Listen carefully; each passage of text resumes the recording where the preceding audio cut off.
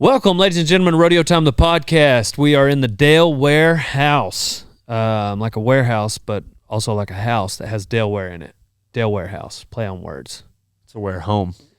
Catch up, Delaware home. It used to be, that's where I started. I was in my house. You couldn't open the front door all the way because shelves started behind it. There was no furniture in the living room. Real talk. Did you know that? Yeah. You didn't know that. I did. No, you didn't. You want to talk about easy to work some long days. You don't turn off whenever that stuff is your house. I mean, so easy. I was sad whenever we moved out of the house and moved to like an actual warehouse. When was that? You didn't help us move over here? No, you guys had just moved in here when I started working. Oh, okay. Well, then we had been in a small spot. Over there. Yeah. 6 months leading up to that, maybe 8 months. So we had been out of the house for 8 months when you got here. Was Garrett still here when you guys moved into that little warehouse? I don't remember who helped us move into that. Maybe. Yeah, it would have had to have been. Yeah. So Garrett was Dean, the first intern. We were definitely in the house then because Yeah. I remember filling cowboy hat orders in the garage with me and Dean. So, yeah, the good old days. Tell me about the good old days. Today we talk about the new intern, Cole Snyder. So you get to hear from him. We get to hear the Cole Snyder story. And if you are interested in becoming an intern, text the word intern to 940-353-0890. But right now we've got 9 of them. We're going to hear about Cole's story. We're going to hear about Mr. Carson Sanders and how That's the wrong button. we're going to hear about Mr. Carson Sanders. That's what Willie would play if he was up here. And him and Willie and Kevin, they all live together, ride bulls together, get hated on together apparently. Yeah, by each other.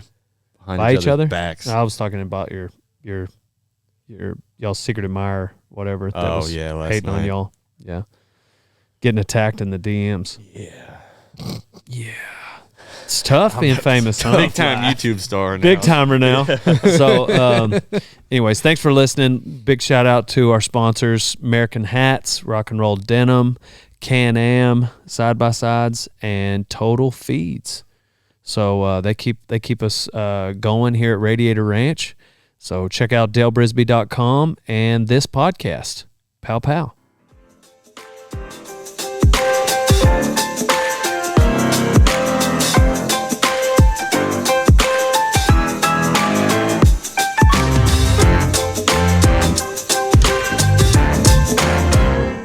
We've got Cole. Cole's the new intern. Cole what?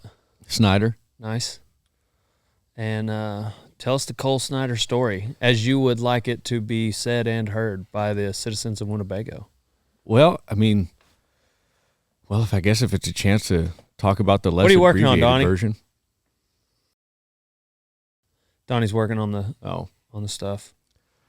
Well, I guess the short story is, I grew up in Washington and everything. My dad rode broncs, and my older brother, he rode broncs too, and we were always kind of a 4-H horsey family, you know.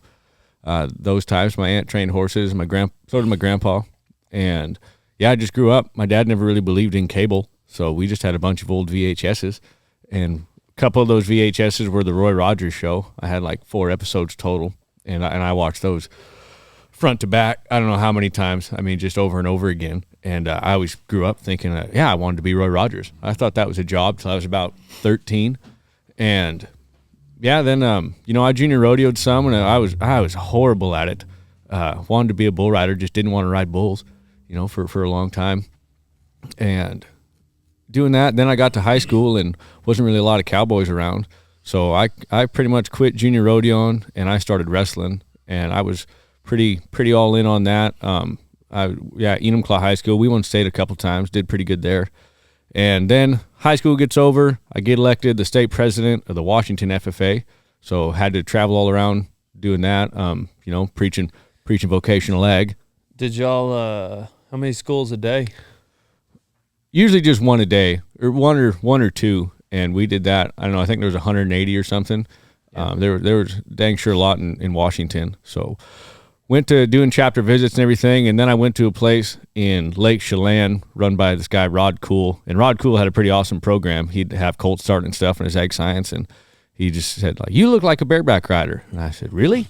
I never know. I'd always made fun of the event, and he said, "Yeah, you kind of look like one." So lo and behold, the Lake Chelan Rodeo was coming up, and he strapped me on a bareback horse, and I spurred over his neck, I think the second jump, and was just hanging off the side, and I was having so much fun. I had no idea I was even in any danger. I just thought, this is the greatest thing that's ever happened to me. So started doing that, and by started, I mean I got on one more the next day, and then it was time for me to start looking at colleges, and the University of Great Falls in Montana.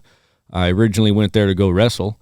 Ended up talking to the rodeo coach, Dick Lyman, and he looks and acts like John Wayne. He said, "Well, if you want to be a bareback rider, he says, I really need one." So I went to school for him, and ended up living with him for a year and a half. And he had a rodeo company, Jacob's Rodeo, put on rodeos in the summer with his family, and got tough pretty quick, and learned all about that. And then I ended up transferring down to the University of Montana Western, and I rode broncs for Ole down there, and did that for a couple years. I always had hell paying for school, so I'd go to school first semester, then I'd take a semester off to just go ranch and pay for the next semester, and I did that for a while, and that ended up I was heavily involved in school politics, so I was the president of the Montana Western, then I was president of the Montana Associated Student Body, so all the Montana colleges, and I was managing apartment buildings, and I was terrible at it. I don't think I got anything done in my time in politics. But then it turned out I ran into a guy. I was working at a couple different ranches, and I never had a horse. I was just throwing a saddle and dogs inside of a Kia, and traveling around doing that. And then I met this guy, John Ward, and he was managing the Dragon Y at the time, and ended up working for him. And I traded him a pickup for my horse, Blueberry Jazz, world famous up there. And me and Blueberry, we worked at the Dragon Y, and then that changed that. I mean, I worked at the Dragon Y for about 3 years, and then I ended up building fence for Dallas Osborne Fencing, and then went back to the Dragon Y for another year, and then I ended up moving to Riverbend Ranches. Pretty awesome place. Awesome guys. Jason Ward runs the feedlot in Dillon there, and I worked with all them, Rhett Jacobs and all that, and after a while of doing that, I was always just kind of the funny guy, always talking. I never have a hard time shutting up. And they had said something about working for Dale Brisby, and I said, yeah, I'd sent him a video a long time ago, and I turned him down. And so I sent the video again, and then, Willie got a hold of me, and here I am. Here you are. Here I am. I forgot that. Did you talk to him? Mm-hmm. He turned you down? Yeah. I don't remember him turning us down. I just didn't. I just thought for some reason it didn't work out. Because I sent the video in. But I mean, if you did, you did. I just didn't remember that. I think I was pretty. It was when I was working the Dragon Y, and I sent that video in, and you responded immediately, and they were like, "When can you get down here?" And I was like, "Man, not right away. I haven't even quit this job. It'd probably take me about a month to get down there." I had a bunch of outside horses at the time, and I was thinking, all right. So that was as far as it went. You guys kind of just didn't quit messaging after a while. So I was like, all right. And then I'm not gonna lie, I regretted that one for a long time. Always thought I should have at least tried it. And then all those guys at Riverbend, they had just said something like, you should go work for them, or you should have tried that. And I was like, well, actually, I turned them down once. They're like, really? Well, hell, I liked you guys. I thought it was the right move. And so I sent the video again. I sent the video again, and then Willie came back. Well, then, it spread. Everybody on the ranch, they all heard about it. And I was hemming and hawing. I was like, man, I don't know. I don't even know what Texas is like. I don't know what the job is like. Yeah. And I was around some pretty good cowboys, doing all that. And they cornered me in the tack room, all of them. So Rhett Jacobs, the general manager, like Jason, John, Ike Folsom, all these guys, all these guys that I just respect so much, some of the handiest dudes around, and they cornered me in the tack room, and they're like, you need to go try it. Like, no matter what, it's like you have to go. You know, we all have regrets in life that we never really pursued, and we always had that kind of what if. And it's like, you have a chance to at least go try it. You might as well. So yeah. So here we are. Yep. Yeah, it's all about timing with this internship, really. Yeah. You know, and that's what, like, really it comes down to when we need a new hand. Like, who are the top prospects when we need a new hand? And because, for instance, somebody might send a video today, but then we could lose track of it for whatever reason, or, you know, if they don't message back, which, you know, I don't blame them. But the next time we need a new intern, let's say it's June, right? You know, and then we don't necessarily have like an Excel sheet or a system of like the top prospects where, you know, stuff just gets bumped up, and it's like, oh, okay, well, Dylan here is our next guy, you know. So it's really just, all right, go through the messages today in June. And so that's essentially what happened with you. It's like, and it all comes down to housing, right? You know, where can we keep the next guy? And so we had a house open, we had a need, we felt like, and so it's like, all right, who are the top prospects right now? And we had forgotten all the good ones, and so we picked you. Ah, you know? perfect. So, sounds story of my life. No, I'm just saying. No, the point is just like, it's all about timing, and just so for those of you out there that are wanting to be an intern. Just Gabe sent in 4 videos. How many did Willie send in? 2 or 3? 2 or 3. Yeah. How many did you send, Carson? I sent in 2. 2. Yeah. And it's just all about 3. timing. I sent in one like 2 years ago. And Carson, that was that was a little back and forth on Carson. Yeah. Carson was in the top 2 of, it was like him and another guy. We picked the other guy over. I was in the top 3, so they picked 2 guys over me. Who was the other one? I don't. Oh yeah. Who was the other one? I don't remember his name. The one that with the girlfriend. Okay. Yeah. Oh yeah. And the other thing. Yeah, then the other stuff that started to come. Yeah, I got you. Yeah, he didn't make the cut. Yeah. So but the other guy came out and just didn't realize he was going to miss home. Yeah. I asked him.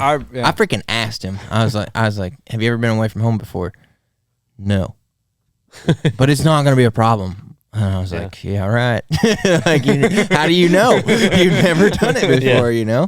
And that's part of the reason why we go 21 and up. Yeah. Because, you know, like, there was another guy a while back that he was 19, and boy, he was missing. Yeah. He had a girlfriend and missing home, and he said, he's like, man, I got to go home this weekend. And I was like, it's like, I got to go take care of some things. And he was like, yeah, just my little sister doesn't have insurance and all that. And I said, your little sister didn't have insurance when you applied and left. And he was like, yeah, but I was like, that's all right, man. Whatever you need to do. It's different now. Yeah. So anyways, I don't mind those conversations, you know, like when somebody finds out this isn't a fit for them or they miss something, you know, it's just whatever. I mean, we had Carson here 2 days later. Yeah. So, yeah. Yeah, it's really their loss. Right. I mean, I think, as much as arrogant as that sounds. Right. Well, and, you know, there's some things that come along with that. You know, if they really legitimately want to do what they came here to do, then I believe it's their loss. Which if they come here and find out, hey, I don't really want to ranch or ride bulls or do rough stock, like that's a whole nother thing. Right, it's like, okay, this may not be the place for you, or, you know, in your case, like grow a brand, learn about business, learn about whatever it is, then, and they want to go on to the next one, then that's all right. Yeah. For instance, Katrin. We lost a good one. Yep. That's the wrong track. All right, let me do that again. For instance, Caitlin. Background laughter. Yeah. Caitlin was here for 3 years. Yeah.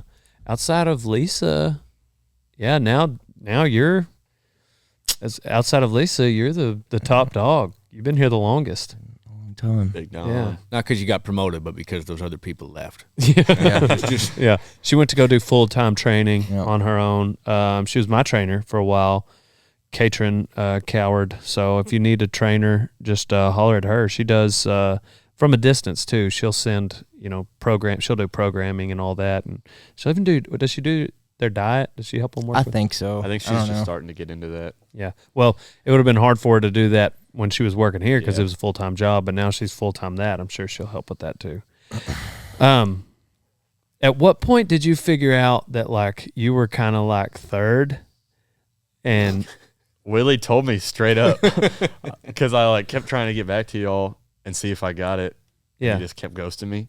that was me. Yeah. The text message. And then I ended up. No, you were texting me. Yeah, I know. Oh, okay. And then I ended up DMing Willie, and I was like, "Hey man, just following up again." He was like, "Yeah, boss man picked 2 other guys. You were number 3.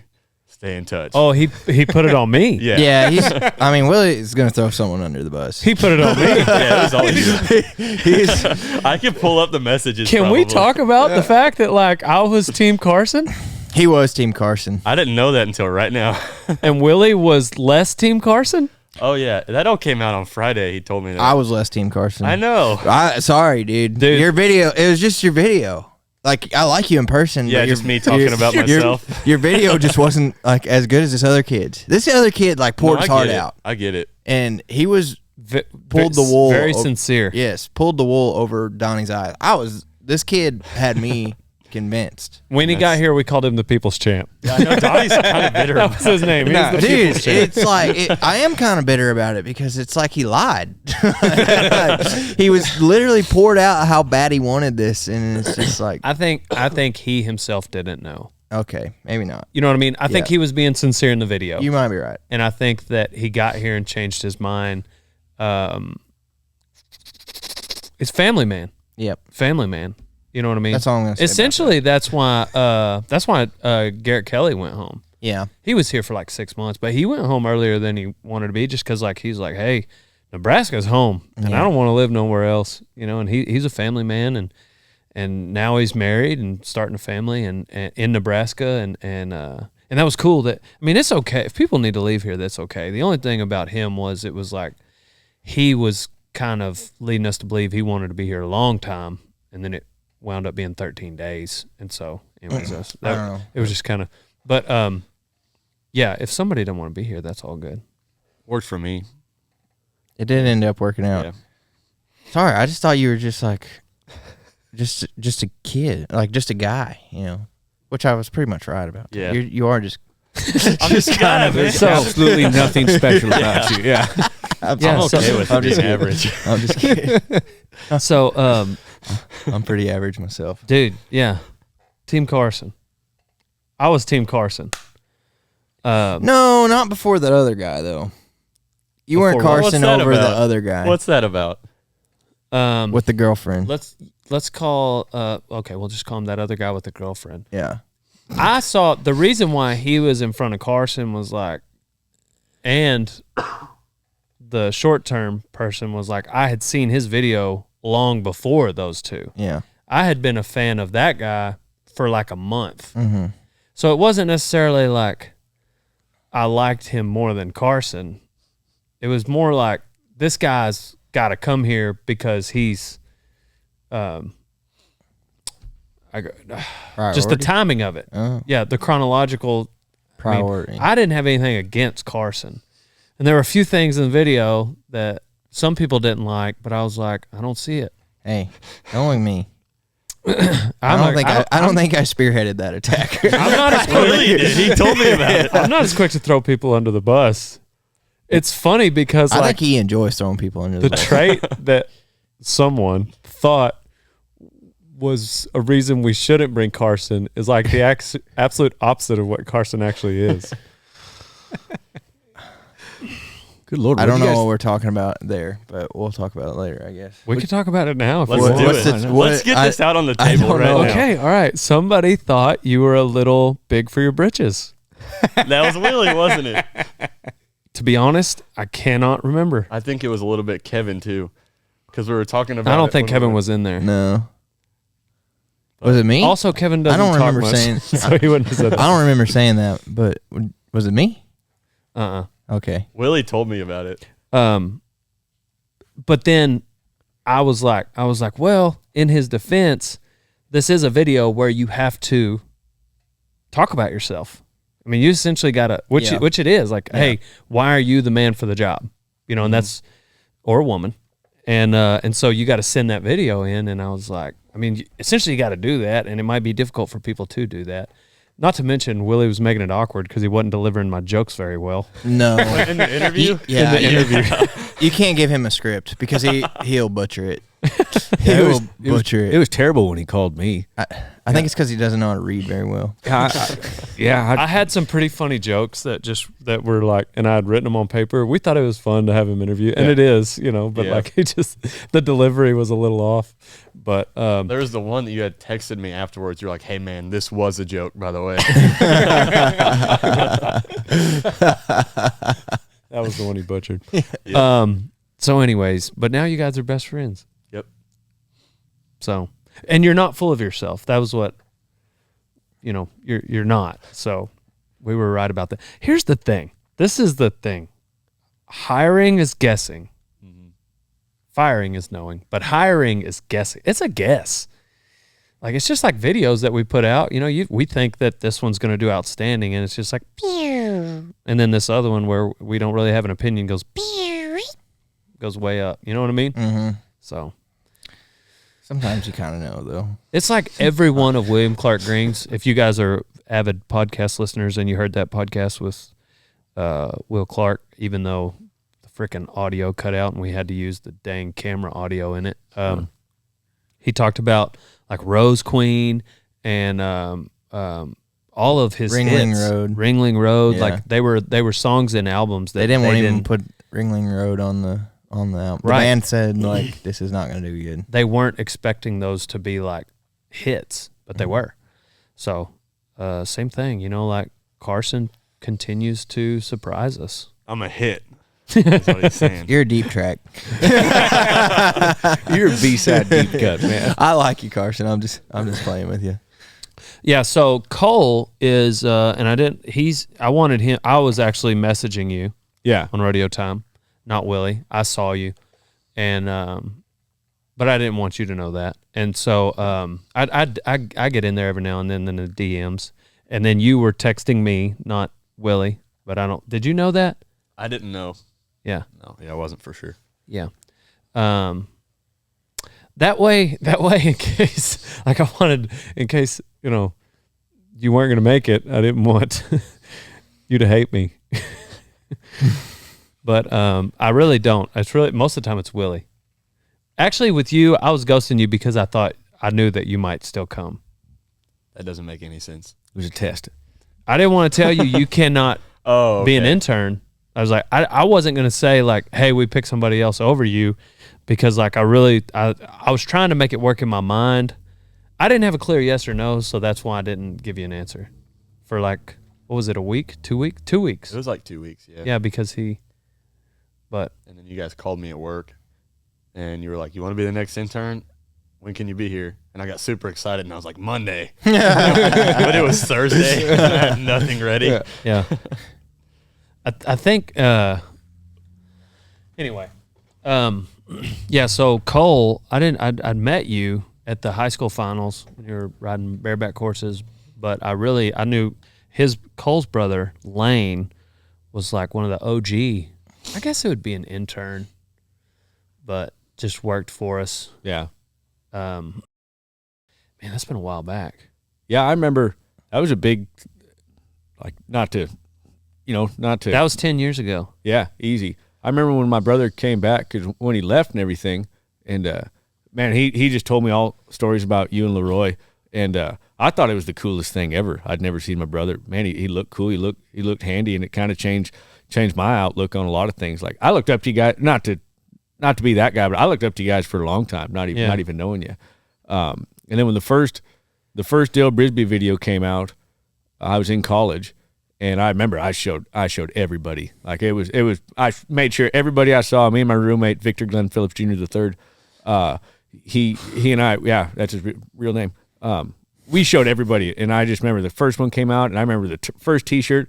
I was like, I bought a T-shirt and a hat, and I thought it was the coolest thing. And I didn't know that it was going to be any bigger than that. And then I remember the first time I was at a rodeo, and Monty Jensen, he was the bullfighter. Somebody said something. He was out there tying neck rope, and he goes, "Pow, pow, son." I just went, wait a minute, what? Did you just? I was like, Dale Brisby. And he goes, yeah. Oh, my gosh. Like, so. Yeah. I'm not saying I helped you grow, but I think I shared a small part of that. Oh, absolutely. Yeah. That's absolutely, like, the reason for Dale's growth is people that, like, are fans and then tell other fans. Yeah. Like, sharing on Facebook helps and, like, those collaborations help. But really, it's just, like, something like that. Like, you show this rancher who shows this dude, and who tells this bullfighter. Right. And, but, yeah. Lane he came twice. Yeah. So he spent a lot of time with my old man. Right. Oh, his first trip. Yep. He spent more time with him than he did me. Yeah. And on that trip. And then the second trip, it was, him and a kid called Pony Boy. Don't you interact with Pony Boy ever now? You see him once or twice a year? I saw, last time I saw him was at a bar called the Yellow Peak, and he had a new girlfriend. And that was about it.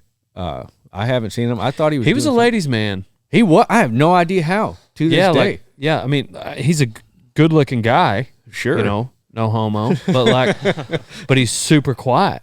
Yeah, very quiet, like Kevin. And then just all of a sudden, he'll just show up with this. Yeah, with a bombshell. Attractive bombshell. Yeah. Anyway, I never had that kind of confidence. Yeah, he got knocked out in the arena on this little horse we called Topanga. An old hairy Vold mare that, I wish I had about half a dozen of those here.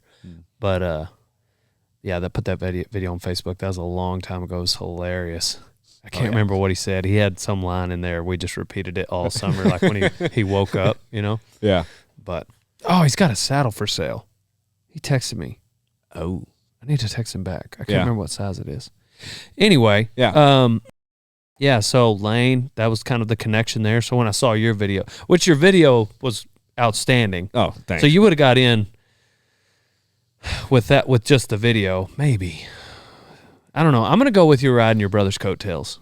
Yeah, I figured, Oh, yep, I figured that much. Yeah. I didn't know if we were going to bring it up, but if we're going to. Thanks, Lane.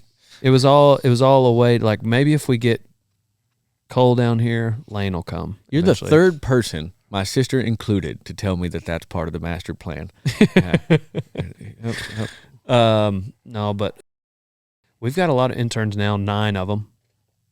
So I've had to get creative. We got to alternate stuff, but we have started our little, I don't know, hopefully it's a monthly thing, but field trip deal, which we stole that from TCU Ranch Management. They would take their student. It's a 1-year program. It's a ranch management program. My old man went through it. I got some friends that went through it, and it's like taking 20 some odd hours, 25 hours a semester or something. So like it's way more intense. Like a normal semester is 12 hours. That's only 3 classes. No, it's 4. It's like 3 or 4. 4. Yeah, I mean that's normal. I mean, really? like I thought that's pretty. I mean, like that's what I did. There's a lot of people like I would do 14 or 15, but like if you're doing 18, that's a busy buck in a semester. 18 hours is a bunch, but 12 is average. If that's full time. Mm-hmm. If you do less than that, you're I think something like that. So, anyways, I want to say TCU Ranch Management is like 26 or something. It's worth that many hours. Per semester is 2 semesters, so it's like 52, something like that. Right. Whatever. The point is, very intense. You go on like 2 or 3 field trips per semester, and they're week long. You'll visit a couple of ranches a day on these field trips. And then they have some pretty in-depth quizzes on them when you get back. Like you're tested on it. So you got to pay attention. You got to, and that's essentially what we. Did you just cough to cover up your fart? No, my chairs. Oh. Guilty. See? Of course, now it's not doing it. But so we went to R.A. Brown Ranch, and man, it was. I think TCU must have gone there before because it was intense and it was something that we could have been quizzed on. It reminded me a lot of a college field trip. Yep. Yeah, they were really good at it. So I hope the next one is comparable, but I'm not sure that it will be. I've got it in mind. I know where we're gonna go. But anyway, yeah. So nine interns, and which we got to get you started on payroll this week, or did y'all do it this last week? No, I was going to ask you. Yeah. Yeah. It was right before I left for Christmas. Yeah. So, yeah, so we got to get that. You're the only one not getting paid. But anyway, so 9 of y'all. What do you want out of this, Carson? You gonna put me on the spot like that? Yeah. Well, if I say what I want, like I did in my interview, you're gonna think I'm full of myself. Apparently, We're gonna think Not me. That wasn't me. I might. I've already passed judgment on you. I mean, eventually, I'd like to ride bulls professionally, Yeah. and then learn how to ranch. Yeah. Cool. Why would we judge you for saying that? Well, you did in the video. It's not what you said. You said I you don't- were a professional bull rider. That's why we judged you. I don't remember judging you personally. I don't think that was me that said what he's thinking of. It was 100% Willie because he told me about it on Friday. Yeah. He's just guessing. He, you know. Oh no, I totally get it. Yeah. Yeah. We don't. You look different than I thought you did. Like in the video, I don't think you looked like what you do now. You live different than what I thought. You were from Oregon. I don't know. Yeah. He thought I was from somewhere else too. He thought I was like the wrong kid. So were you supposed to come here? I thought We talked for like 6 months. I thought like- for the first couple weeks I had told the wrong guy to come here, but I mean it worked out, and I was like, he can stay, but this isn't the one that I thought it was. It's not the one I wanted. Well, Happy little accidents. he did a video in front of like some It's in grain my bins. backyard. Oh well, regardless, it's even more so. That just further proves my confusion. He's got these like grain bins behind him, and you talked about selling seed wheat or something. I was going to college. That's what I was going to college for. Okay. I'm just telling you. Well, you're acting like I you was were a liar. No, I'm not. I'm telling you why I was confused, because you got down here and I was like, I was expecting a farm kid. You know, like just that's what I thought. He was like, there's these grain bins, and you were talking about selling seeds and Like how? Like that's what I did. and then your like, hat made you look like a farmer. I'm not gonna lie. You had it just not like, I'm not saying like in a bad way. I'm just saying like all of it together. You could have worn that cap at a baseball field and you'd have looked like a shortstop, but you happen to have it in the grain bins, and you're talking about selling seed and all this, and I was like, I thought you were going to show up in overalls. And I couldn't really tell that you were redheaded because it was kind of dark. It was like evening. And so you got here, you're redheaded, you weren't wearing overalls, you didn't know anything about farming. What do you mean? I know more about farming than you do. But I went to I college don't know it. that that's something I would brag about. I'm just personally. saying. Me personally, like I don't see that as something worth bragging about. But the like point is, I don't understand the confusion because like what like I had a college because degree I asked for you it. when you got here about like, had you done any farming? I said I worked for guys. And like, but my family. that didn't wasn't your farm. first answer. That was your follow-up answer. You were like, no, not really. I was like, what? Well, I worked for this guy once. And I was like, oh. And then that was it. And then we bucked a bull or something. No, we were in Oklahoma. Wherever it was, I remember like the conversation ended. But I don't understand why you're getting like worked up. Because I just don't understand the confusion about like how I misled. Like, you didn't mislead. I didn't say you misled anybody. Okay. I'm just telling you, there's a mother effing grain bins behind you. And you got a farmer These hat. grain bins, and then you went to school for farming, and you're wearing this farmer hat, and I thought you were a farmer. I was like, okay. Deductive reasoning. And I was like, this guy's a farmer. And then you got here, and you're like, no, I'm not a farmer. And I was like, oh, I thought you were a farmer. I pretty sure I told a farmer to come down here. Anyways. I'd have been more disappointed in the red hair. Well, it's one thing. He definitely gets. That's what he gets given the hard time about the most. I don't know anything about farming. That's the other thing too. It's just like if like maybe if you ride a tractor, you're a farmer. You know, like if you know how to drive. In my mind, maybe you know what I'm saying. Like you stand next to a grain bin, oh, he must be a farmer.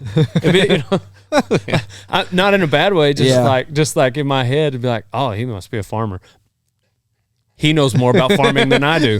You know, like if you're standing next to a grain bin, like, and I'm sure there's farmers that'd be like, see me standing next to a horse, you know, like, oh, that's a cowboy, and then they meet me and realize I'm not. You know what I'm saying? I get you. Anyway, so yeah, that's what I thought. Donnie was a farmer.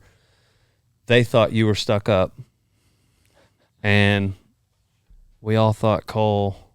Yeah, I thought Cole was going to stay longer than 3 days. Yeah. Before he took a 3-week vacation. I timed it horribly. Yeah, We did before you actually got back from Christmas. We were all like, "Yep, he's not coming back." I felt bad because I showed up and it was the day of the warehouse sale.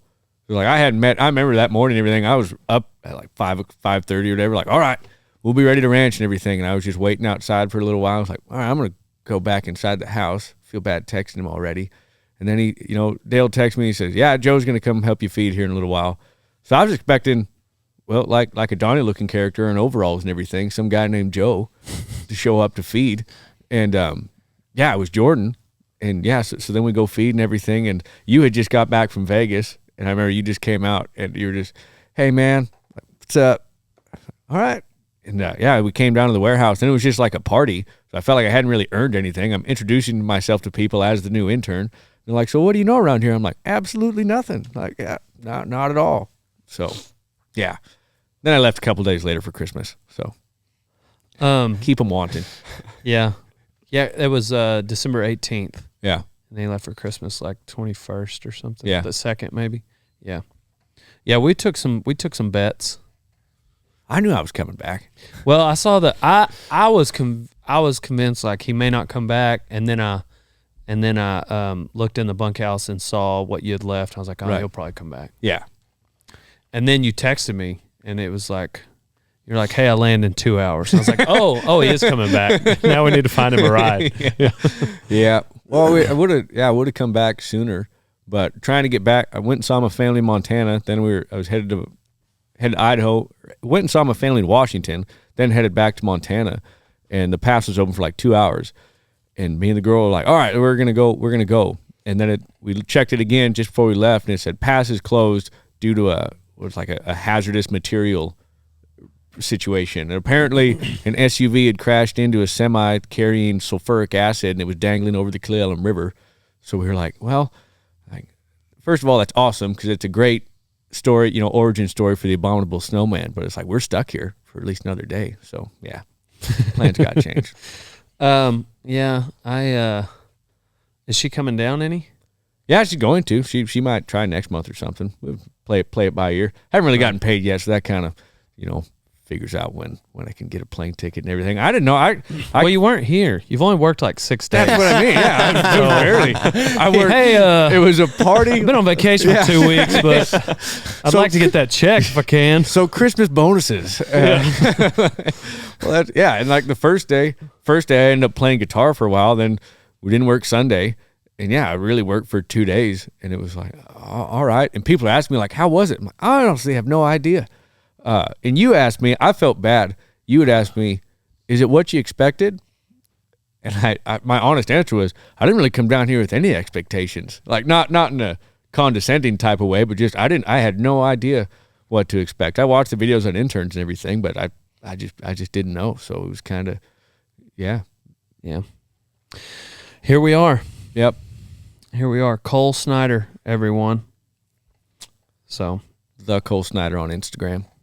What's different about this than what you thought it would be? I thought there'd be a lot more ranching, but besides that, it's pretty much what I expected, I think. Yeah. I didn't expect everyone to think I was stuck up. Well, we didn't think It wasn't. I didn't expect Willie to think I was stuck up. Well, I don't know that he thinks that after he met you. Oh, no, I'm just going to not let him forget it now. I think he was probably just intimidated by you. He probably wasn't expecting me to share with you that he thought that. But he threw me under the bus first. Oh, yeah. He's good at that. Yeah. He throws Donnie under the bus often. Constantly. He's freaking really good at that. Like, if he thinks he's about to, well, actually, Donnie said this.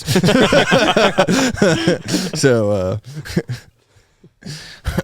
What about you, farm kid? What's been different? dude, it's pretty much exactly what I thought it was going to be like. Yeah.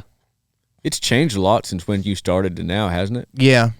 Well, there was only 2 of y'all instead of 9. Right. Yeah. So, But even like full-time, like people in the warehouse, like it wasn't just, it literally was just 2 of us and maybe like 1 or 2 Yeah. other people. yeah, Lisa, Caitlin, y'all 2. Who else would have been here? That was it. That was it. Yeah. Now it's a bunch of people. Oh. Yeah, there's people that come in. I don't know their names. I know. I mean, I'll learn it, but I'm Yeah. just saying, like, I don't know how they got here. Like, Lisa hired them, you know. Yeah. Like, I'll introduce myself and learn their names and get to know them. But yeah. So anyway, yeah, the internship is like, I mean, we definitely ranch, but also when we ranch, it's not, you know, we don't always need.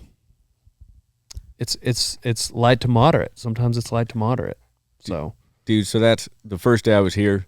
So Jordan helps me, and we go to feed the yearlings, and he had like and everything. And first I was expecting, you know, like a tractor and everything, being in Montana. I thought we were going to go, you know, roll some hay out, and we start feeding them in the bins. And I remember I looked up, and she goes, "This kind of what you're used to?" And she was petting one of them yearlings, and I just remember I shook my head. Nope. Yeah. Well, when you feed cows, a lot of guys don't get out of the truck. Yeah. That's what that's from. Right. Well, I just came We back. get out of the truck. Yeah, and I just came back from a feedlot, and it was, you know, feeding like. Yeah, they don't get out of the truck. Yeah. You don't get out of the tractor, only to open gates. And I don't remember the last time I pet a cow, not like sarcastically anyways. So that was new. That was new too. Yeah, I mean, there's cows on ranches that are gentle. Yeah, not up north though. There's too many Yeah. wolves up there. We breed them to Guess be so. wild. Especially Angus cows. I mean, are they not all black or something? Oh, I most thought of them y'all are. had black cows up there. Oh yeah, that's pretty much what we do. Quality Black cows genetics. get pretty gentle. I was going to say, do you think Yeah. there's wilder cattle up north than there is in like the south? Like Nope, South I didn't. Nope, Texas? I didn't say that. I've definitely heard some stories. Didn't say that. I don't know. I'm asking. I worked at. It just depends on where you're at. I remember when I was at the Dragon Y, somebody had told me, and Dragon Y was like pretty. We were like top hands around. Like we could do a lot of stuff with just a few people. And somebody said, "Yeah, we've always heard them cows are wild." I'm like, what are you talking about? Like just because they run, like just makes your job go faster. You know. It can be annoying when you're driving cows that are too gentle. Absolutely. I mean, super annoying. But that's just part of like Angus cows, especially like the older ones when you really get to handling them right and they learn the deal. You know, when they see in the pasture horseback, they'll just kind of head that way. Right. But yeah, those yearlings are like that just because when we feed them, I mean, we get out of the truck, walk around them all the time, so they see people. Yeah. Foot back. It was eye-opening. One of the first ranches I ever, like when I worked for Dick Lyman, we were gathering bucking horses and everything, and he wouldn't let me ride a saddle anywhere, so I was just bareback, as handy as you can be bareback. But and then I remember when I started working this different ranch, and I remember the first time I moved cows to them, and I was green as a gourd, and we were trying to get, I don't know, like 300 or 400 pairs into this place, and I mean we just over and under them, like just getting 300, 400, just running 12 wide, just putting the Montana mash on them. And they'd get to the gate, and a few of them would trickle through, and then they'd all run back. I mean, we probably got beat 12 or 13 times. And this is just trying to move them one pasture over. And I was thinking, holy crap. Like, Yearlings? No, this is pairs. Yeah. Yeah, so I guess they were heifers. But I thought that's how everybody did things for a long time. Like, oh, yeah, you just get them running there as fast as you can and then mash them towards the gate. And I didn't realize, I remember I finally went up north and I worked with this guy, Dave Weaver. He's part of those Californios. And he was the first guy that ever showed me how to trail cattle. Like, I'd never seen cows follow one another through something. I remember at the time it was just mind-blowing. Like, no way. Like, this can be easy? So, yeah. Yeah, there's a couple different ways to get it done. Well, and that's the thing. There's never a wrong way. Just hard and easy. Right. I don't know. The more there's a lot of. I mean, Texas is a big state, the way they, gather cows, treat cows in South Texas is different than the way we do here, is different than the way they do in East Texas. Right. And I mean, there's just different country requires different kind of, actions. I mean, and that's really one of the main things. Like East Texas is, they're smaller places with a lot more brush, so people are going to be more likely to use a dog. Right. Out here it's bigger country with way less brush, and so they just use horses and not dogs very often, right? Unless you're catching like some wild cows or something. Yeah. Not a lot of places around here use dogs. I've noticed that. Yeah. And did y'all use dogs up there? Oh yeah, everybody's got dogs. Yeah. Yep. People will have them. I mean, like I know a few guys that live within 30 miles that have them, but just most of the time you don't use them. But you don't necessarily have to. Now, if you go towards like Weatherford, where it starts getting that kind of country, they'll probably start using them more. Right. I feel like the dogs are different, like the types of dogs people use. Like up there, you see a lot of border collies and like we use a lot of wolves, shaggier looking dogs, and down here you see a lot of like cur dogs, stuff like that. Yeah. Yeah. Yep. Hang off their ears and stuff. Yeah. Yeah. They almost look like more like hog dogs down here. Like some of them do both. Yeah. It's hard. You really don't like for them to do both, because like the last thing you want is try to pin a set of cows and they take off on a hog track. Yeah. Which they will do. Yeah. So like it takes a pretty good dog to know what you're both. doing. Yeah. But that's just from what little, like I didn't spend a lot of time in East Texas, mainly just during college. But, I was down there for 10 years. So that's a pretty good while, I guess. I think some people call that a decade. So that's what I've 10 years. 10 years. Wow, how long it's been. But, anyways, I've got a cow dog. Yeah. Yeah. Is that Catfish? Yeah. He's Catfish. a cow dog? Yeah. Oh, I did not. He loves cows. Oh, well, yeah. Yeah. I could see that. He licks them mainly, but no, he's a duck dog. And he doesn't really even do that very well. Yeah, that's right. I've taken him duck hunting half a dozen times, so he could be really good at it if I were to spend time with it, but I don't. I've had lots of dogs that weren't very good cow dogs. What was that story you told us the other day? Which one? You got that first dog you had in Montana. Pete? Yeah. Oh, Pete was so the same ranch that was, kind of putting the Montana mash on place, and I was living at this place, 700 Hall Road, and I was on the porch. Like you couldn't. I was gonna ask the address. Yeah. Well, it's sorry for people listening from Montana. They'll know what it was. If you College Rodeo in the Big Sky region, you know where 700 Hall Road is. So you're talking to 9 different people. No, I'm talking. No, there's a lot more than that.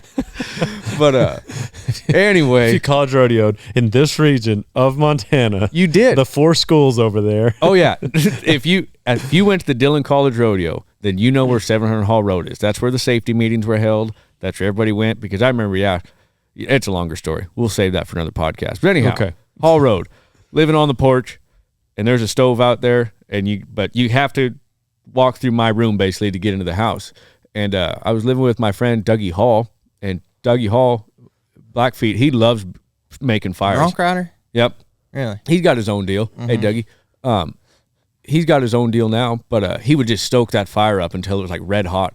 So I remember I'd just go to sleep like on top of my covers, just naked, just sweating. And I would wake up 2 or 3 in the morning, just, and finally I had enough of that. So I just wanted a dog.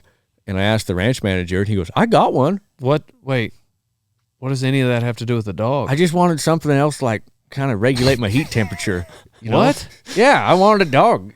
Just I didn't really care about having a dog ranching. I didn't know enough. What does that have to do with the fire at night? And well, if it got cold, then I could just cuddle up with Pete. But you were too hot. What would naked when I first went? That's the part I'm the worried dog about. would make you more hot. Y'all right? are focusing on the wrong parts of the story. Okay, when he told us this the other day, he didn't say all this. All right, I wanted a dog. Basically, I wanted a dog, and the ranch manager says I got one, but he hasn't been off that chain for a while. So then I see Pete, and Pete's just kind of this wild-eyed looking half corgi, border collie, res whatever. And anyway, me and Pete became best friends. And Pete, he was a tough one. He'd go with you anywhere, But I mean, his little tiny legs, he never really could keep up. And a couple times, we were trotting quite a few miles, and I just wouldn't know where he was.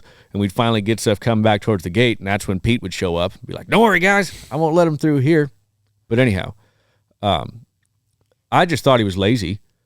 And the gal I was dating at the time, Pete started like peeing blood or whatever. And I was like, it's snowy out there. Like he'll sleep it off.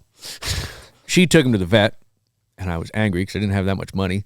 But they kept him there overnight, and I go to pick him up, and it's like a $400 bill. And I was like, "Great, we guys happen to find out how old he is?"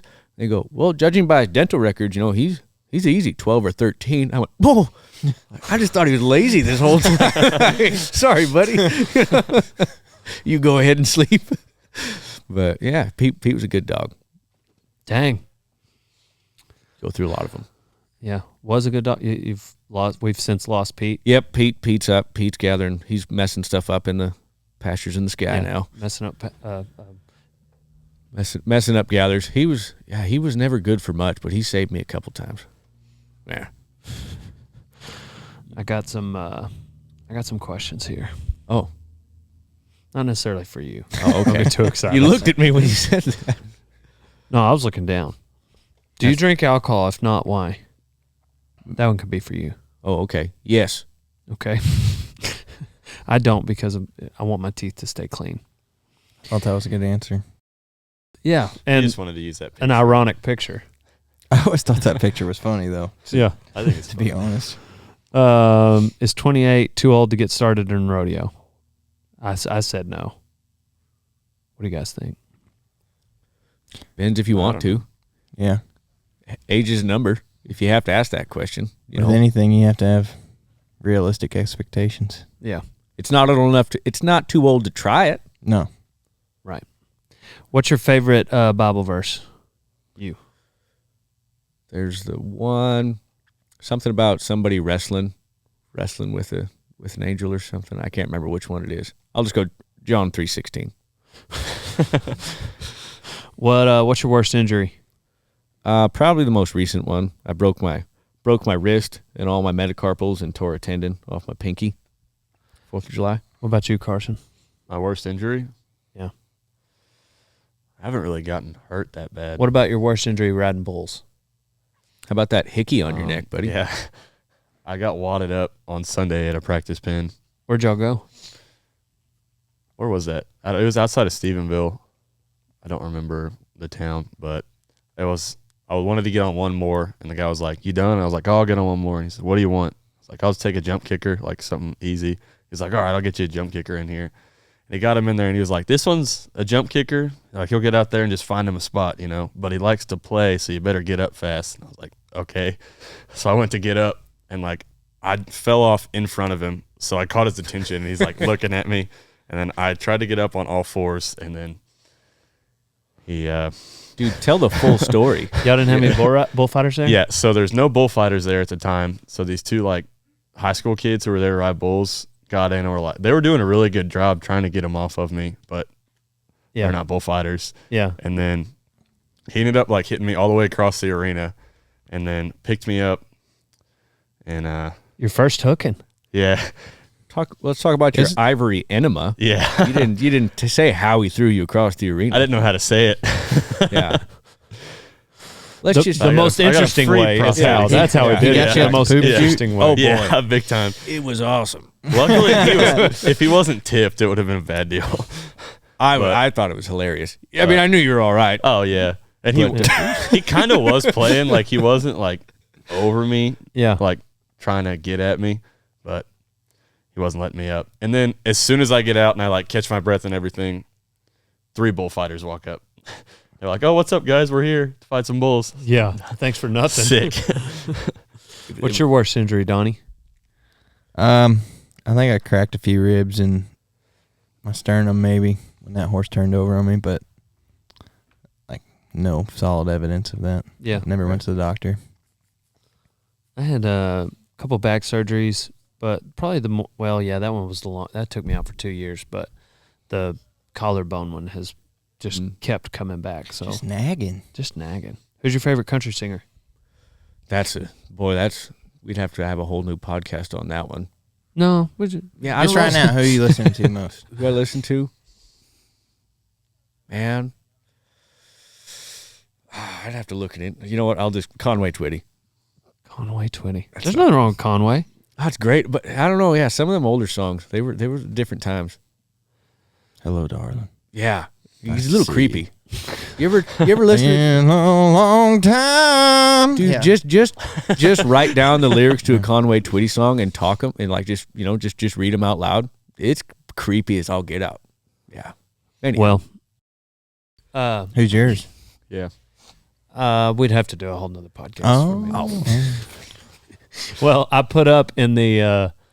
I was using videos from my phone to answer, and so I put up a video of Doug Moreland, but I don't know a lot of his originals, but he was doing a Bob Wills song at the party we were at. That was pretty. It was a pretty good cover. So, anyway, my window faces the south. It's been stuck in my head ever since. We were at Music Fest a couple days ago, and that's where we saw a bunch of. It's a very. I mean, I guess all festivals are like this, but that one there's a lot of artists in one spot. I think I ran into Kevin Fowler like 6 times, just randomly. Just walked by him 6 times. I only talked to him once, but yeah, there were a bunch there. It was neat to see. It was neat to see them all interact with each other. That's what's, because they don't ever get to see each other. Right. Like one of them might be playing Thursday and the next one Friday. And I mean, they might all play at the same venue, but just, rarely are they there at the same time just because in the venue's defense, they can't afford to have 2 stars at one spot. But you ever seen that picture, the rock and roll theater with all the, it's a drawing, but it's all the big name guys throughout rock and roll history, in this one theater hanging out. That's what it reminded me of. Sounds awesome. It was. Yeah. It's a pretty cool picture. Yeah. If you haven't seen it, look it up. I used to have it in my house, but but that's what it reminded me of. Just I don't think I've seen it. all these guys. But is it like the one we saw on the wall the other day? Yeah, it's exactly like that, except it's rock guys In Vegas? Mhm. Gotcha. Yeah. No, this was, to Friday night, it was, we went to a party. It was Wade Bowen, Jason Eady, Courtney Patton, Jamie Lynn Wilson, Stoney LaRue, Max Stalling, his wife Heather, Shane Smith. It was terrible. Josh Serrato from William Clark Green Band. Randy Rogers. It was a bunch of people. Yeah. It was a bunch of people. And, me and Donnie and Leroy were just sitting in the corner. But that's just, where do you go where you see all those people in one room? That was what was neat. Yeah. I had no idea what was about to happen. Django Walker, Jerry Jeff Walker's son. Django was there. We showed up early, and we were the only people there at one point. Hanging out with Caitlin Butts. Yeah. Caitlin Butts was there. And I was just like, Wow. No, I wasn't I didn't know what was about to happen. It was seriously only 4 of us there, 5 of us there. I didn't, and all of a sudden, little by little, they all start to trickle in. Right. And we moved to this living room area, and I just thought we were hanging out. And Courtney picks up her guitar and she starts playing. And she goes, and she just starts belting. What's that name of that song she was singing? It's Grandpa. Tell me about the good old days. Tell me about the good old. And she freaking just lets her eat. And I was like, okay, this is pretty cool. It's gonna be like this. Yeah. Yeah. That was a fun evening. So, but that was the only one. I stayed up late and I did not the next night. Me neither. I felt bad because I was like, these people are going to think I do this, stay up this late all the time. It's a misrepresentation of myself. They're going to come to expect it from me, and they're not going to get it that often. But once a year is all right, I guess. Yeah. So, and then we drove all night back and listened to, not all night, all day back. We listened to Leroy and Chet bicker at each other for 4 days. All weekend. That was all weekend. They gave each other the hardest time all day, every day. Yeah, that was pretty entertaining. So that was maybe the more entertaining thing of Music Fest was Oh, yeah. watching those two interact. It was funny. Yeah. So if you've not found yourself at Music Fest yet, you should. It's 4 days. There's hundreds and hundreds of hours of live music. You just can't see all the shows. You just got to look at the list and pick some. Yeah. If you're gonna ski too, like it's hard to catch them all. But And the artist will play multiple shows. So most of the artists are there all 4 days. So it'll be like Shane Smith may have 4 shows, 1 a day. Some of them will do 2 a day, and there's a big tent where the big, like Randy Rogers will play and William Clark Green and Shane will do a show. The big acts will do a show in the big tent, but there's like bars and little rooms and little acoustic shows all up the mountain. You can ride the gondola up, and there's like an eatery with a venue at the top of the mountain where they have a show there every night. that was neat. That was a neat deal. So the only reason I wasn't frustrated, but I was like getting worried because I didn't know I had to MC up there and I didn't know it was up there. And it was like I had to be up there in 10 minutes and I had to take that gondola ride. But Just watching the clock tick. yeah, going up that gondola, like, man, can we speed this up at all? But Donnie became an expert skier coming down the mountain. I saw that. Yeah. It took me a couple days. The first 2 days were not. Yeah. He was shredding. Last day was shredding. So That was fun. yeah, that was a lot of fun. But Tandy told me not to board. He said no snowboarding. But he didn't say anything about skis. So I've skied. It's way easier on you. Way easy on your collarbone. That's what he told me. He said the most common injury in snowboarding is collarbone injuries. So coming 8 weeks off the surgery, he said, better not snowboard. So I just eased down the mountain on some skis a couple times. But I turned in early each day, and then I didn't ski the last day. So anyways, waiting to get cleared. What do you want to learn while you're here? Man, a lot about editing, for dang sure. All the stuff you guys do, like that was me. Just watching all your videos and everything and doing a lot of ranchy, punchy stuff up north. And I was just thinking, man, there's got to be a way to do something like you guys do. I had no idea how you did it. I don't know how your shoots are set up or anything, just editing, putting all stuff together. And, we talked a lot about, building your brand and being able to do something like that. And man, I don't know. I've always had a personality, just never tried to do anything with it. So Yeah. I mean, the main thing is essentially trying to find a way. You have to prioritize. Number one, you have to prioritize finding a way to bring the audience value. Right. You have to start with that, period. Because the first thing because you got to pay bills, the first thing you tend to think of is how am I going to monetize it? right. I need to get sponsors and I need to sell things and I need to, or maybe it's a service that you offer. Those are essentially the 3 ways you can make money. You get a sponsor, you sell things, you offer a service. The more following you have, the more opportunities you have to make money within each of those 3 things. Right. But long before that, you have to find a way to bring people value because they're not going to, it's not a charity. Right. Everybody's got problems. Everybody's got bills. So you got to give them a reason. You've got to help them in some way. Right. Maybe that's entertainment. But anyhow, so I think that's where you start. And that's all about finding out about yourself. Right. The execution of it, that gets pretty simple. If you're good at video, like, okay, well then we've got YouTube, we've got all these ways, and it's just essentially, you can narrow it down. Maybe it's, maybe you've got a Conway Twitty kind of voice, and it's, it's like, for instance, with Leroy, like he's not necessarily, just dying to be on camera all the time, but he likes to sing. And so, music has been his deal. And so you've just got to find out how that is. I like to bring value through entertainment, specifically comedy. Right. And so that's what's fun for us. And that's what we were doing that years before we ever monetized anything. Exactly. Maybe 3. Right.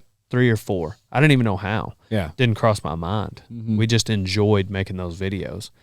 But then so many different people come along and they've got their intentions are reversed. Yeah. All right, I need to make money. Right. And then, which you can do that. Yeah. You can do that. You could start an apparel brand and then just show up on social media. Right. And you can be successful. I'm not saying Yeah. it won't work. There's a lot of brands out there that's really all they do is post pictures of people wearing their stuff, and it's Yeah. a cool brand. Uh-huh. And you can land like customers that way. Right. That's not how I did it. That's not how I would teach it. And I think that would have a short-term win, Right. maybe not so much of a long-term win. Yeah. So to be honest with monetizing, and when I say monetizing, I'm talking about like, if you ask your audience to buy something, if you essentially, so Yeah. like he who holds his breath the longest wins, meaning like the longer you can go where you're just entertaining, like the longer you can hold your breath, the bigger you're going to hit a home run when it does come time to monetize. Right. So, there's all kind of different directions that you can go with this once you build your brand. But we all have a brand. And at some point you're all going to need to, capitalize on the brand you've built. It might be just you and a boss. Like you're trying to, sell yourself to your boss and get a job. It might be that you start a car dealership and you need to sell cars. It might be that you need to sell yourself to your future spouse. Like you've got a brand, like, and those are some smaller type examples. Smaller, when I say smaller, like they're not less important. The number of people you might need to, leverage that brand with is a smaller number of people. But essentially, the bigger brand you've got, the more opportunities you have. So Right.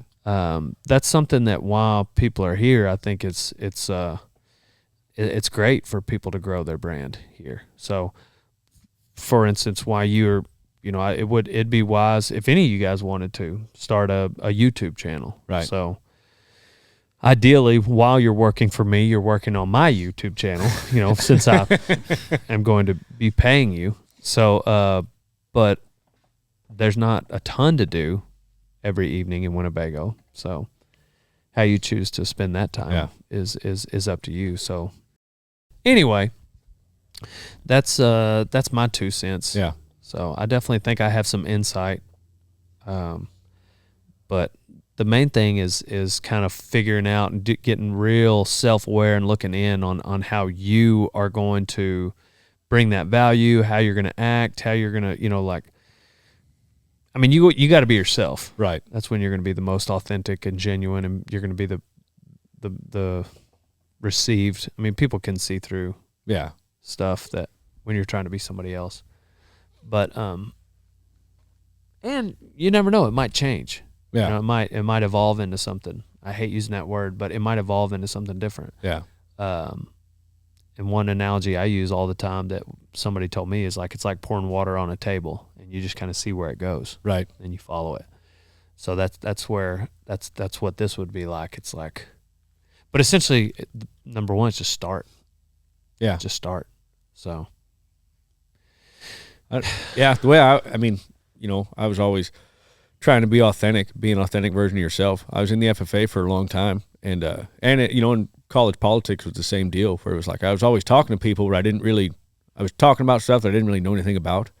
So, in the FFA, I was telling people, go get a job in ag and everything. And then after a while, I realized, man, I haven't had a job in ag. Like I don't know any of this. So, and then you start ranching, and I never really wanted to be that guy that didn't know, that sent people to do a job that he didn't know how to do, or wouldn't do for that matter. And some of the best bosses I had ever had, like they could do anything, on a ranch. They were just as good a hand on it with a rope as they were with a welder. And so that was kind of me. I wanted to be the most authentic version of myself. I wanted to be the guy I pretended to be when I was trying to pick up gals at a bar, if that makes sense. So that was just kind of, that was my deal. So here it's kind of cool. I get to be that and see where it takes me, Yeah. Cole Snyder and the Ranch Hands, new band just got formed the other day. Carson's our triangle player. So you'll be seeing some of that. Who else is in the band? Everybody. Willie, Carlos, and Kevin. Yep. What instruments do they play? Willie doesn't matter. a harmonica. Yep. I believe Kevin plays the jug. Yeah. And Yeah. Carlos plays the maracas. Hell yeah. But yeah, so look out for that. The kind of instruments you would assume ranch hands play. Yeah. Exactly. Yeah. And I don't. Yeah, they might be on one song. Even if they're just in the background for one. Cole Snyder and Ranch Hands. Who wouldn't want to go see that band? Yep. The band couldn't make it, but we'll just have to make do. Well, this week normally our maraca player is Carlos, but he's not here, so now it's this bartender. That they weren't very busy, so he's going to play. Hey, you play harmonicas? Sweet. Yeah.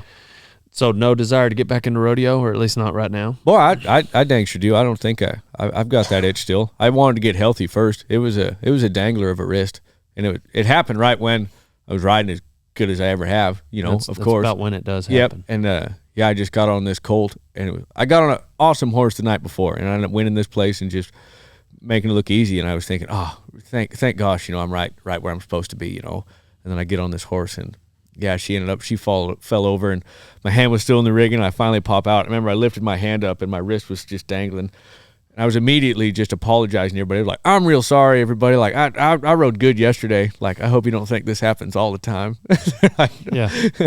So I had to get some surgery and everything. So, no, I'm focused on getting healthy first, getting strong. Can't really be competitive if you can't pull the trigger in time, So what, you've been through a lot, sounds like. We usually wrap these up with life advice. What do you got for life advice? Man, no matter what, just try harder. I've never turned in a resume for a job, especially a ranching job. And I've worked around some of the best hands in the business. In my opinion, I'm welcome to anybody to challenge that one. But worked around some of the best guys around, and I was never a very good hand, still not. But I did always try to be at least a little bit better than I was the day before. Whether it comes to, roping or anything, built a lot of fence too. Just always try to be a little bit better, and don't be afraid to ask questions, because I guarantee you some of them guys who are the good bosses, they'll keep you around because you try. I was at a branding once, short story then. I was at a branding once, and the boss says, we'd gathered everything in, we break for lunch, and he says, hey, there's one calf left down there. He says, pretty sick, just go down there, doctor him, on the four-wheeler, come back up here and have lunch. So I thought, okay, great. So I went down there, I found that calf, and it wasn't that sick. Wasn't so sick I could just walk up to him. He takes off running, so I'm on a four-wheeler, and I had a rope, so I lean out there and I roped him, kind of had him lined up on this, next to this irrigation ditch that was about 6 feet deep, and man, I roped him. I thought, great. So I kind of step off and everything. Well, the rope gets tangled up in the four-wheeler, it gas, and four-wheeler takes off because the calf went left. Anyway, this calf steers the four-wheeler right into this ditch, and so all the four-wheeler just sunk down in there. So I wrangled this calf, got him doctored and everything, and then go to grab my stuff. Can't get the four-wheeler out. So then I go, this job that should have taken 5 minutes has now taken me an hour, and I'm walking back to the branding pot just soaking wet. And the boss came down, he picked me up, and I remember he said, you're not very good help. He says, but you do make people laugh. So it was a great compliment at the time. And, I just always try hard. Man, people respect a lot out of a guy that tries, even if you don't know. And every outfit needs a jester. Absolutely. I've been that guy for a long time. We got a lot of them here. Yeah. What do you got for life advice, Donnie? I was going to say that. You know what Cole said? No. Same story. Yeah. Yeah, I don't know. Take a chance. Columbus did. What you got, Carson? That's awesome. Don't judge a book by its cover, Willie. Pay attention. It don't cost you a dime. So that was 2021 motto, and now it's 2022 motto because I ripped a gate off the hinges on January 1st. So I wasn't going to tell anybody about that. I don't mind telling people. I mean, it was a mistake. It was just accidents happen. But anyway, pay attention. Don't cost you a dime. But I mean, seriously though, throughout the day, like it doesn't cost extra. Kind of like showing up early or trying harder, work ethic. Those kinds of things, they're literally free. You know what I mean? Yeah. It doesn't cost you extra to show up to work early. Right. It doesn't cost you extra to try harder throughout the day on this task than, someone else might. It doesn't cost you extra to pay attention to what might need to be done, or, how wide of a turn you need to make when you're going through a gate. Those things are free. Like, should I tie my horse to this gate? I don't remember who I was talking to the other day, but like, hey, don't tie him right there. Like, just pay attention when you're doing these little things. It's free to pay attention. And so some people just kind of walk throughout even like you're walking to your car. Like sometimes, like when we'll do these booths and we got to go to the city, and like we're leaving San Antonio booth, like there's a lot of kidnappings, a lot of car thieving in San Antonio. If you live in Texas, you got Amber Alerts going off. Yeah. I would say 1 out of 4 of them are in San Antonio. You get one every day. Oh my gosh. Like, yeah. Whatever. I'm not trying to bash you guys down there. SA.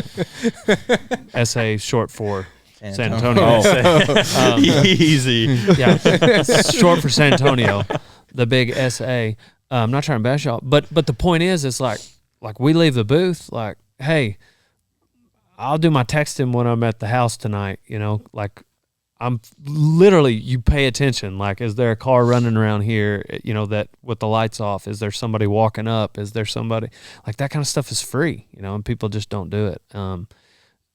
Paying attention, especially if you're with young ladies, or if you could pay attention. I saw a meme the other day. It's like, hey, the holidays are coming up and there's a lot of moms out there in parking lots with their kids by themselves. It would be really great if men paid attention. And I was like, man, that's a really good point. Why not be Jason Bourne? Right. Like if you see a mom with 3 kids, like, and then all of a sudden one of them runs out in the road, or somebody, like, why not just pay attention?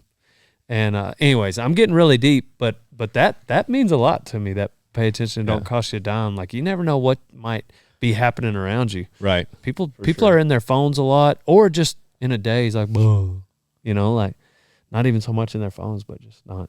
Situational awareness. Yeah. Yeah. My old man was like that. He would like memorize people's faces. He would like license plates. There'd be cars. He would just know the license plate for 3 or 4 days because he saw this thing that he thought might be interesting that he might need to know. And, right. Like little stuff like that. Yeah. Anyway. I will say the best advice I ever got, though, I might as well. Jason Ward, he didn't yell it at me, but he yelled at somebody else. And it was, those things on your feet, those are for riding. That thing on your head, that's for thinking. Put them together, you got yourself ranching. Yeah. That was, total different tangent, but I had to get that advice out there. Well, that's the same thing, like what's happening next. That's what you got to be thinking with ranching. Like, head on a swivel. All right, they're all in the pen now. What's happening next? We're probably going to strip calves. Like we're probably going to strip the cows. Like we're probably going to, all right, this is done. We're done working calves. What are we going to, all right, we're probably going to run those cows through that chute over there. So like I need to go, I could go get the medicine or something. Or maybe it's in here. All right, we're done filling orders. What are we going to do next? All right, we're probably going to need to fill this Cavender's order. All right, I'm going to go get those little green bags we put everything in. Like, So are you the type of boss that encourages asking questions then? Yeah, I don't mind asking questions. Yeah. Why would I not? Why would you not want? I know. Questions asked? It's some people do. Some people don't like if you ask questions. Yeah. I always, I don't know. Like I said, some of the good bosses I had, they'll give you crap if you ask a stupid one. I would rather someone ask me what needs to be done next than keep their hands in their pocket and wait to be told. That way, at least Like even if it was the most ridiculous question you could have asked, well, if you didn't know the answer, you didn't. Yeah. If I answered the same question, 2 or 3 times, then it's like, hey, okay, now you should be thinking, But right. Yeah. So we're on to the next one. If you want to be an intern, text the word intern to 940-353-0890. At some point this year, we might. That's just an assumption. Right now, we're pretty filled up. We're pretty good right now, but it could happen. You never know. So somebody might miss home. Somebody may head out. Somebody might be stuck up. Yeah, I might get bullied and leave. 940-353-0890. Text the word intern. We are on to the next one.